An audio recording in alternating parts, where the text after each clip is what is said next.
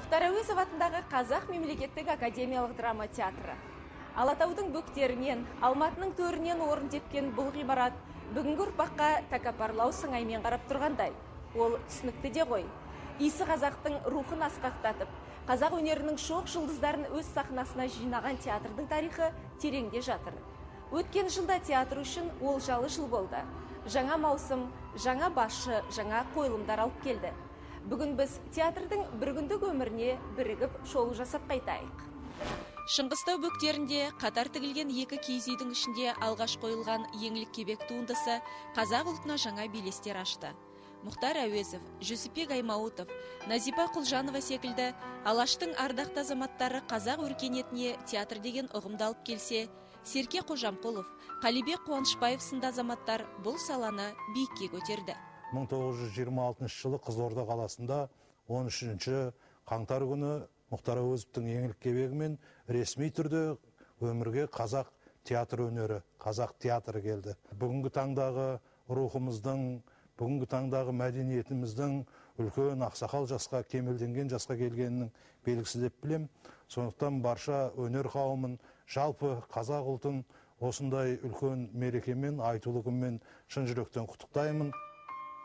Актерлік мектепті қалыптастырған ұлылардың ізін жалғап келе жатқан бүгінгі дарын иелерінің тыныс тіршілігімен танысып қайтуды көздеген біздер еңселі шаңыраққа барып қайтқан едік.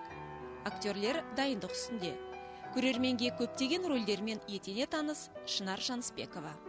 Жамшит, сенде намыста, жігерде жетеді, тулаған қаның бар, тұлпардай бабың бар, күн туса басыңа мойыма, жасыма, жігіт болса. Мен бүгін мынау үстімдегі костюмым Изольданың костюмы. Бұл атақты жаңағы көрерменнің көзайымына айналған Сыған Сиренадасындағы Изольданың костюмы. Бұл роль мен үшін ерекше, өзімнің күтіп, сүйіп ойнайтын рөлдерімнің бірі. Неге десеңіздер, міне осы спектакльдің шыққанына 9 жыл өтіпті. 1991 жылдан бастап өзіне осы өнер ордасында қызмет ету бақыты бұйырған деп есептейтін актриса сахна жүгін жауапкершілікпен көтеріп жүрген жандардың бірі. Бірде ерке әрі қылықты Сыған қызы болса, енді бірде шенеуніктің кербез менмен жары. Әр роль мен үшін тәжірибе, өмірлік мектеп дейді актриса. Өмірдің өткелдерінен, қиындық көп көргеніммен, өртеніп от басқаныммен, өзіңмен қоштаспадыммен. Күлкімді, жайлы күнімді, азапты қайғы мұңымды өзіммен бөліскенің үшін, қатеммен жеңістерім үшін, менің осынау тағдырым болып, о баста көріскенің үшін, өнер, мен сені аялап өтем.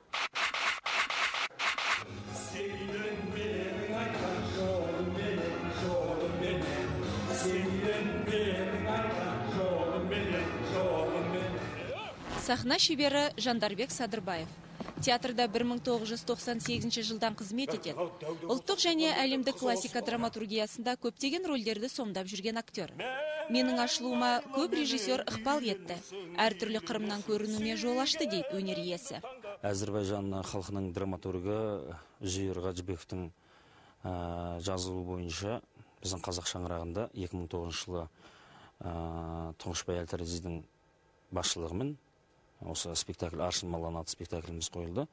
Сол 2009 жылдан бері осы Аршын Малан спектакліндегі, яғни өзімнің Сүлеймен атты кейіпкерімді ойнап жатырмын. Көрерменге театр, кинодағы рөлдермен таныс актер образ жасау 9 ай күтетін бала секілді. Толқисың. Бір рөлді екіншісіне ұқсатпауға тырысасың дегенді айтады. Студент кезден ақ сахнаның жанын түсіне білген актер сол кезеңнен театр ұжымына кірген. Шабыт көңіл күйге де байланысты дейтін ол, драма, не болмаса комедия жанрында шебер меңгерген жан. Қара шаңырағымыз арқашында биік көп, үлкен ата апаларымыз аман болса, сол кісілердің өкшесін басып, болашақ театрдың еңсесін көтеретін, жалғастыратын біз ғой. Көрерменнің көзайымына айналған, сүйкімі бар сахна тарланы жалғас толғанай. Сахнадағы алғашқы қадамы Абылайхан спектакліндегі Ойрат батыры Шарыштың образы еді. Содан бері өнер атты сара жолда келе жатқанына 17 жылдай болған. Бүгін орыс классика қойылымның кейіпкері образында. Жанымда бір адам ғана болса, бәрі ойдағыдай. Жұрт қандай болса, мен сондай. Ал көпшілік жерде үнжұрғам түсіп, өзімнен өзім ұялып есім шығады. Бірақ менің мінезім Лермонтовтікіндей.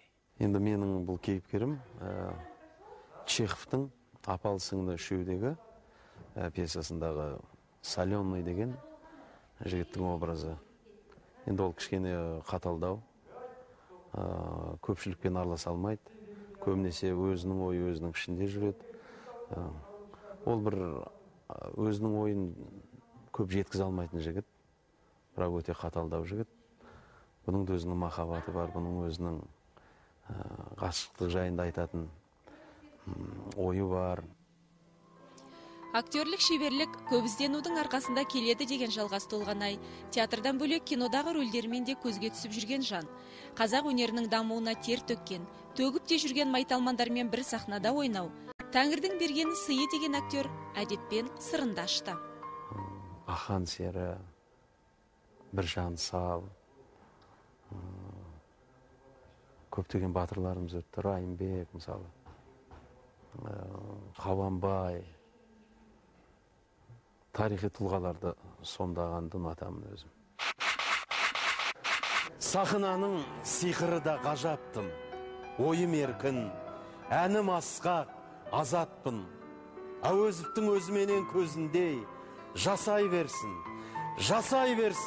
театры қазақтың. Ұлтты ұлт ететін, оның тілі, дәстүрі, мәдениеті десек, қазақ елін әлемдік руханиятқа паш етіп, ұлт тағдырын шешетінде осындай тәрбиелі, дарынды ұрпақ. Күні кеше ғана ұлы Бекен Римова, Сабира Майқановалар, ал бүгінде Асанәлі Әшімов, Тұңғышбай Жаманқұлов, Меруерт Өтекешева, Ғазиза Әбдінәбиева, тағы да көптеген өнер тарландары биіктен көрініп жүрген киелі сахнада өнерлерімен елін, жерін асқақтатып жүрген осындай жастар барда, қазақ рухы бай ел болып қаларына дау жоқ. Отанды сүю, ана тілді қадірлеу, үлкенді сыйлап кішіге қамқор болумен қатар, терең білім мен өнерге ұмтылу, рухты биіктету. Ал сол мақсатта театрдың орны ерекше. Ендеше, адамзатты рухани байытатын киелі шаңырақ театрға келіңіздер.